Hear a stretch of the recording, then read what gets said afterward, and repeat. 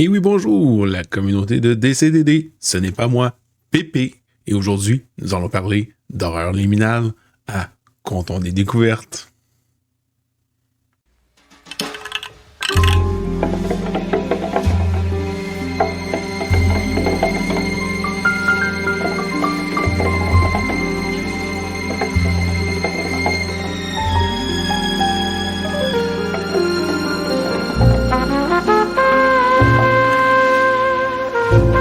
Et oui, le retour de Comptons des découvertes. Ça fait longtemps qu'on s'est parlé. Je sais, la vie a pris toute une tournure par chez nous, un peu moins de temps, mais je suis de retour pour vous parler de ce beau projet québécois par notre Pierre-Philippe Renaud National, qui a décidé de traduire horreur liminale, qui était autrefois appelé Liminal Horror.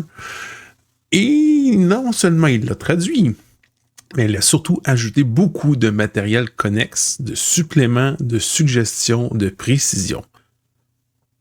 On parle d'un jeu de rôle qui au début avait une 30 à 40 de pages et qui maintenant en a plus de 100. On parle de 115, 116 si je me souviens bien. Donc on parle d'une vraiment belle augmentation de qualité de produit. Beaucoup d'annexes, beaucoup de suppléments, beaucoup d'origines, des nouveaux sorts, des nouvelles capacités, des nouvelles explications, plus de créatures, ainsi qu'une aventure d'initiation. Bref, on en a pour notre argent.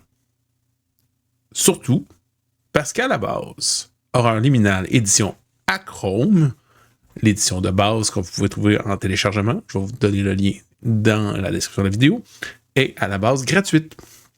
On vous suggère bien sûr de donner un petit don à l'auteur si vous en êtes capable, mais sinon, si vous souhaitez tout simplement profiter de l'œuvre, vous pouvez le faire gratuitement. Et si par la suite à votre lecture, vous décidez d'être généreux, généreuse, eh bien, vous pouvez toujours redonner au suivant en ajoutant un pourboire ou en rachetant l'article avec le montant d'argent qui va avec votre budget.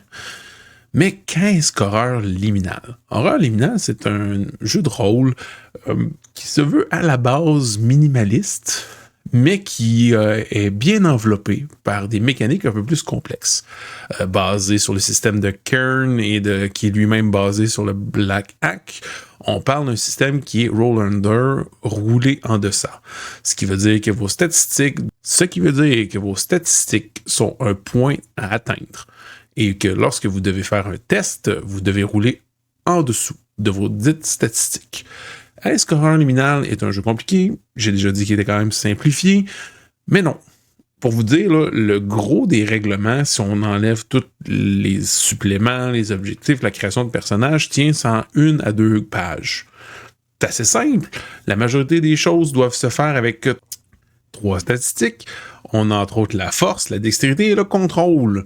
La force, c'est bien sûr tout ce qui est prouesse physique, c'est ce qui est aussi qui représente notre santé globale, notre endurance. La dextérité, c'est notre motricité globale, notre motricité fine, c'est nos réflexes, tandis que le contrôle, c'est plus notre perception de la réalité, notre charisme, notre intelligence en général. Bref, vu que c'est un jeu qui n'a pas de compétences, on retrouve beaucoup dans ces 3 aptitudes-là. Il y a des aptitudes qui ont été rajoutées de manière optionnelle, qui vont vous permettre de, si vous voulez rajouter 1 ou 2 statistiques de plus, mais c'est selon votre table et selon votre désir d'augmenter la difficulté du système. Tout ça est également un ajout dans le système Achrome. Donc, à la base, le jeu est très simple. Vous avez des points de protection, des PP, qui sont comme un peu votre résistance, votre rationalité, votre endurance personnelle. C'est comme votre capacité physique à encaisser le stress, le traumatisme et autres, et qui, ça, reviennent facilement. C'est comme votre armure ou votre coussinage face à l'imperceptible, le mystérieux et le liminal. Donc, quand vous perdez ces points de protection-là, suite à un stress, à un témoignage troublant, que vous faites attaquer, après ça, les dégâts subséquents s'en vont dans vos statistiques. Et c'est là que ça devient dangereux. Si vous avez des dégâts dans votre force, eh bien, il peut avoir de plus en plus des effets sur votre corps. Et si votre force tombe à zéro, eh bien, vous mourrez. Si votre dextérité, pour une raison ou pour une autre, que si vous utilisez, entre autres, le système optionnel de dégâts divisés, parce qu'à la base, tous les dégâts physiques vont dans la force, mais vous pouvez aussi, en utilisant l'option optionnelle, de voir les dégâts être séparés entre la force et la dextérité selon la nature des dégâts reçus. Sinon, si c'est d'ordre psychologique, horreur ou traumatique, eh bien, on s'en va dans le contrôle. Le contrôle, ce qui est différent par rapport aux autres, c'est que aussitôt que vous recevez un dégât qu'on appelle critique, autrement dit que vous perdez des points de contrôle, vous avez ce qui s'appelle une chute.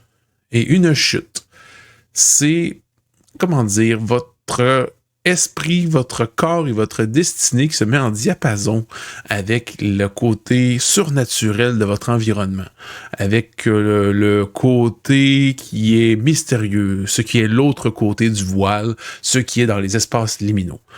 Bref, ça apporte une transformation psychologique et ou physique à votre personnage, qui apporte ses bons côtés et ses moins bons côtés. C'est ça aussi qui fait que votre personnage va avoir une évolution. Car dans Horreur Liminal, il n'y a pas de système de points d'expérience, il n'y a pas de système de gain de niveau, parce qu'il n'y a pas de classe à la base.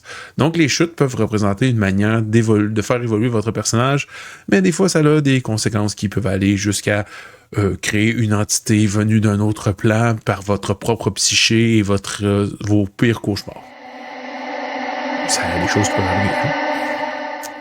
Mais aussi, avec Horreur Liminal, si vous voulez ajouter un côté plus fantastique, mystérieux, mythique, il y a un système de magie qui, à la base, en anglais, était plutôt à retravailler, que même l'auteur n'était pas satisfait, mais que Pierre-Philippe a décidé de revamper un peu en s'inspirant de d'autres systèmes.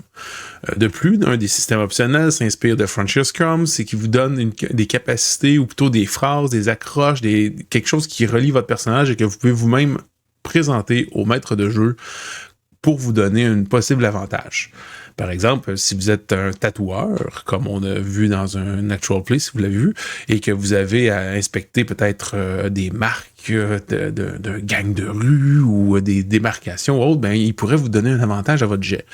Comparativement, si vous êtes un infirmier, infirmière, médecin, médecine, puis que vous avez à examiner une blessure, ben, peut-être que vous allez avoir un avantage aussi, ainsi de suite. Donc, ça va dans les systèmes optionnels. Ensuite, le combat est très simple, les dégâts sont automatiques. Il n'y a pas de jet, est-ce que je réussis, est-ce que je rate ou autre. Les dégâts sont automatiques selon votre dégât d'arme, selon ce que vous utilisez. Et par contre, les créatures, c'est la même chose. Créatures ou adversaires, parce que des fois, l'horreur est très humaine, malheureusement. Et ce qui fait en sorte que le combat est très dynamique. On reçoit des dégâts, on subit des dégâts, on donne des dégâts, bref, tout le monde reçoit des baffes. Et après ça, ben, on subit les conséquences. Même chose au niveau de l'initiative, c'est un test de dextérité. Si vous réussissez, vous agissez en premier vers la créature. Sinon, ben, vous agitez après, puis ainsi de suite. Après les tours subséquents, ben, c'est toujours les investigateurs, les personnages qui agissent avant l'horreur. Donc, encore une fois, c'est très rapide, c'est très facile. Horreur Liminal peut donc servir autant à des parties qui sont courtes, des parties d'une soirée ou deux, ou même un certain format de campagne qui permettent d'étirer votre vie avec le mystère. Par contre, si vous faites une mode campagne, il y a également dans le livre la manière de créer comme votre compagnie, votre équipe, des accroches, des patrons, des personnes qui pourraient embaucher. Pourquoi est-ce que vous faites ça? Souvent, lorsqu'on fait un scénario court, il arrive des conséquences, l'événement est souvent mis sur nous, on subit le tout, puis après ça, ben, on replie les livres, on ferme, puis merci, bonsoir. On vit pas nécessairement les conséquences que l'étrange, l'horreur, l'indicible peut avoir sur la psyché et sur l'évolution, et ainsi de suite. Donc, encore une fois, dans le livre, il y a des points qui vont vous aider à développer ce genre d'histoire-là un peu plus sur le long terme pour permettre justement une aventure cohérente et de faire en sorte, mais pourquoi ces gens continuent à se faire souffrir tout autant? De plus, il y a des points au niveau de l'équipement, de l'argent. Ça peut être une autre manière de faire évoluer un peu le personnage, les ressources qui augmentent. Il y a une petite table très simple aussi par rapport à tout ce qui est équipement électronique et électrique. Tu sais, souvent, on se dit, hey, tu sais, depuis tantôt, tu utilises ton téléphone portable, tu utilises ton enregistreuse, elle doit commencer à manquer de batterie.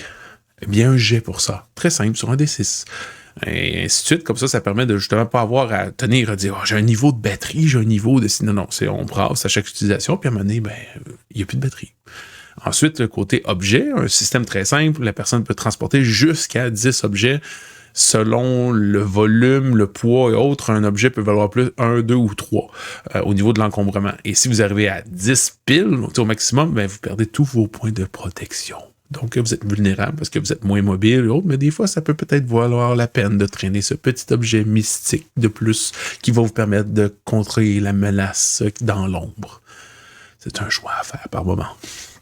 De plus, tout ce qui est la négociation, l'enquête, il y a des petits points par rapport à aider tout ça, la magie, comme j'ai mentionné, les blessures, les pépés reviennent après un petit moment de repos, tandis que les blessures qui ont fait réduire les statistiques, ça demande des soins spécialisés.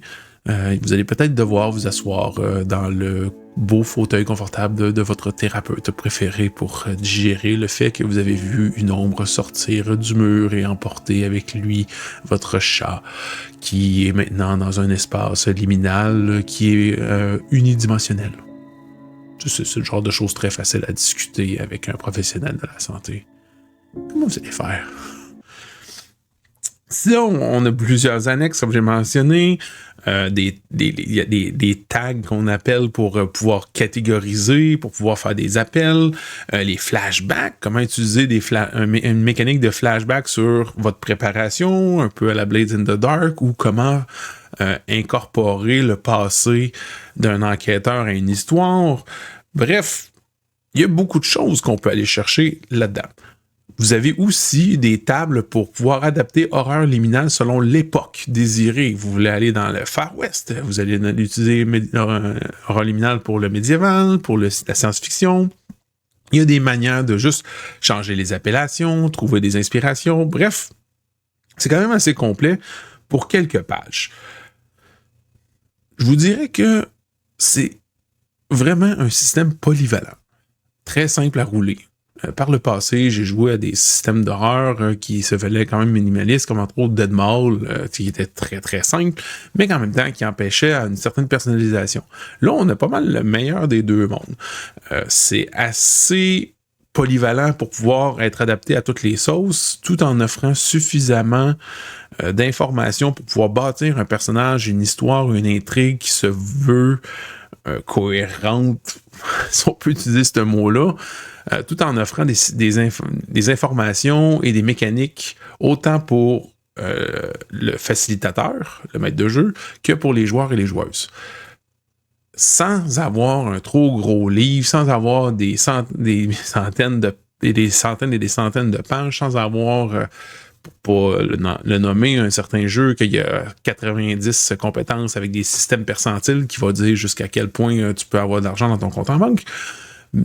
Mais ça permet aussi d'ajouter votre grain de sel dans tout cela. Parce qu'en plus, il y a une licence de compatibilité qui est disponible. Il y a même un game jam pour tout le mois d'octobre. Donc, si vous avez des idées de chute, vous avez des idées de table aléatoire, vous avez des idées d'aventure, vous-même, avec un système qui est aussi simple à utiliser, vous pouvez utiliser votre propre matériel, puis même le diffuser publiquement si vous respectez la licence. Bref, ça permet à la communauté de grandir et s'épanouir. De plus, dans les mois à venir, il devrait avoir une campagne participative pour développer le jeu encore plus, pour en faire un livre imprimé. Parce que présentement, seulement la version numérique est disponible. Elle est facile d'accès. En plus, avec, il vient un fichier qui a 2 pages résumé de règles qu'on peut envoyer à n'importe quel joueur et joueuse, puis voici, ils vont comprendre. Il y a des fiches de différentes tailles, de différents formats. Il y en a une minimaliste, il y en a une plus complexe. Il y a le jeu lui-même, il y a le logo pour la compatibilité. Bref, il y en a quand même beaucoup pour un gros prix de 0$ ou votre participation personnelle. Donc, je vous dirais que Horreur Liminal est à découvrir non seulement pour son style, sa simplicité, le fait qu'il y a une nette amélioration avec la version originale, et aussi ne serait-ce que pour encourager un Québécois qui est d'ici, qui a travaillé pendant près de 2 ans sur le projet, et que ça serait bien qu'on puisse dire merci à cet homme pour tout ce qu'il a fait par le passé et tout ce qu'il fera dans le futur. Sur ce, merci beaucoup Pierre-Philippe. Merci beaucoup aussi à tous ses collègues, coéquipiers qui ont travaillé sur le projet, car il les nomme aussi sur sa page Itch.io, qui n'est pas seul dans ce projet. Merci aussi aux créateurs d'origine. Donc, merci à toute cette belle équipe qui a permis à Horreur Liminal d'exister. Sur ce, je vous conseille d'aller visionner la vidéo de présentation de Pierre-Philippe sur la chaîne Coup Critique ou sur la page même d'Horreur Liminal, d'aller lire ne serait-ce qu'au minimum en diagonale les règles ou au moins le 2 pages de résumé. Et si ça vient vous chercher, eh bien, allez-y. Embarquez dans l'horreur liminale, cet espace entre la réalité, entre l'imaginaire, cet endroit qui est inquiétant, car l'horreur liminale, ça peut être partout. Même dans votre supermarché lorsque la nuit est tombée, ou bien peut-être dans ce qu'on appelle le Cusco, si vous connaissez les vidéos que j'ai faites de Deadmau5 par le passé. Je dis ça de même, mais à surveiller. Allez, bonne journée les compteurs, compteuses, auditeurs, auditrices. Je vous remercie d'avoir regardé ce Comptons des découvertes. Bonne soirée, bonne journée.